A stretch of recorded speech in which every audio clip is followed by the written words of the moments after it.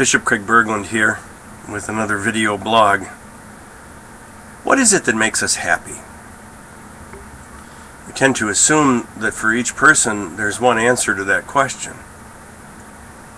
In the news this morning, January 30th, we hear more reports of unrest in Egypt, in Cairo. And I've seen people comment on the internet that this is yet another evidence that freedom has some sort of an irresistible rolling forward, that everybody wants democracy. And what's happening in Cairo is a result of everybody yearning for democracy. And yet, democracy is a relatively newcomer to the political scene.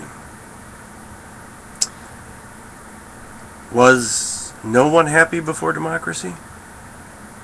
Is no one happy who isn't living under a democratic form of government? It's but one example that happiness is a complex formula. And there is no one turn of the key that will turn you or me or anyone else into a happy individual. But there are things we can do.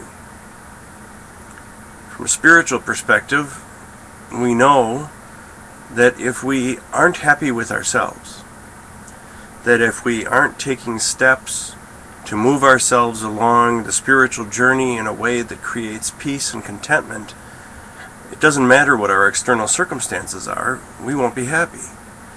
It doesn't matter if you have the latest car, the absolute newest, most cutting-edge fashions, all the latest electronic gear in your home, in the kitchen, so your cooking life is made easier, in wherever you listen to your music, the best stereo equipment that there is, driving the best car that there is, with the things that you find most important in that car, whether it be fuel economy, luxury, a combination of things. Even having what you think is the best, absolute best job you could ever have. Because tomorrow, the company can close. The engine can blow on your car, the speakers can blow on your stereo system. Your house can be struck by lightning and create an electrical surge that blows up all the appliances in your kitchen.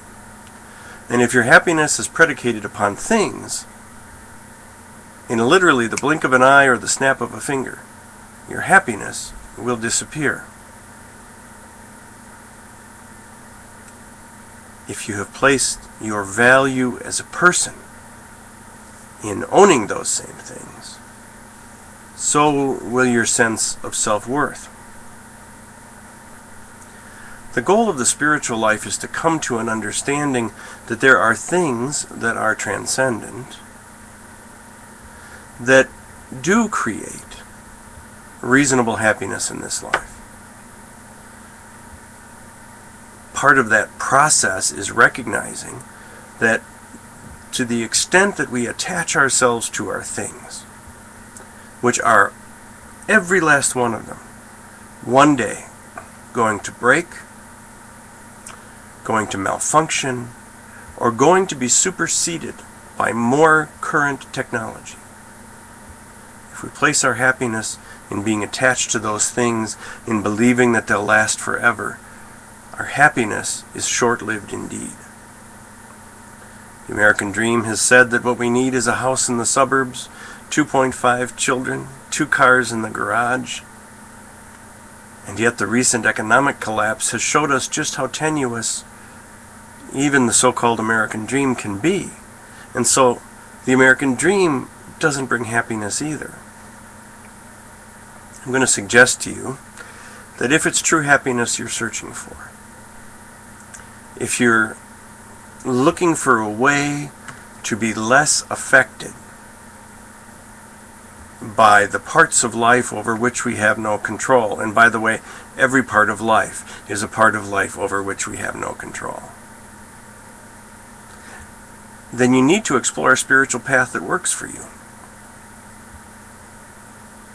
Now, I'm aware that there are people out there, it's very fashionable today to identify as an atheist. And that's just fine. Then atheism is the spiritual path that works for you.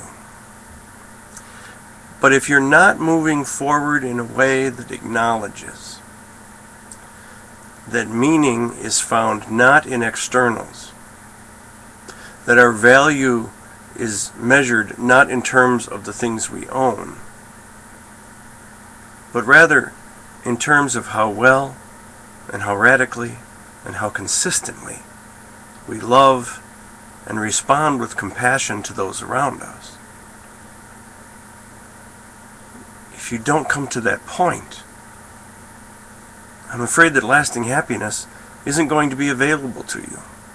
It's not for a minute to imply that if you love radically, if you are a compassionate, empathetic person, if you reach out to others in love, if you truly care about the people you meet, that life isn't going to have struggles. It certainly will. That's the nature of life. And any spirituality that suggests to you that the function of authentic spirituality is to somehow scoop you up and remove you from the struggles of life is a spirituality that is really encouraging you to engage in denial, not spiritual growth. Life is going to have its struggles. Our ability to be happy is directly tied to our ability to recognize that divinity dwells within us, that we are the bearers and carriers of God working in us, through us, and as us, and then to respond to our world in a way that's consistent with that. Our ultimate value as a human being and the answer to our struggle is not found outside of us. It's found within. If you'd like to learn more, I'd encourage you to visit www.christandlight.org, where you'll see a spirituality that's familiar to those of us coming from a Western Judeo-Christian ethic, but which does away with all of the legalism, all of the human created and human added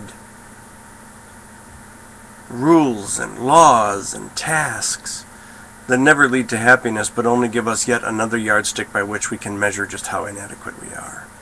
Instead, Christ and Light looks at what it means to follow Jesus, what it means to follow the Buddha, what it means to follow Lao Tzu, what it means to follow Krishna, what it means to engage in any spiritual path authentically. And it all begins not with the externals I've talked about today, but inside. I hope you'll check us out. Until next time, I'm Bishop Craig Bergland wishing you God's peace and blessings. Namaste.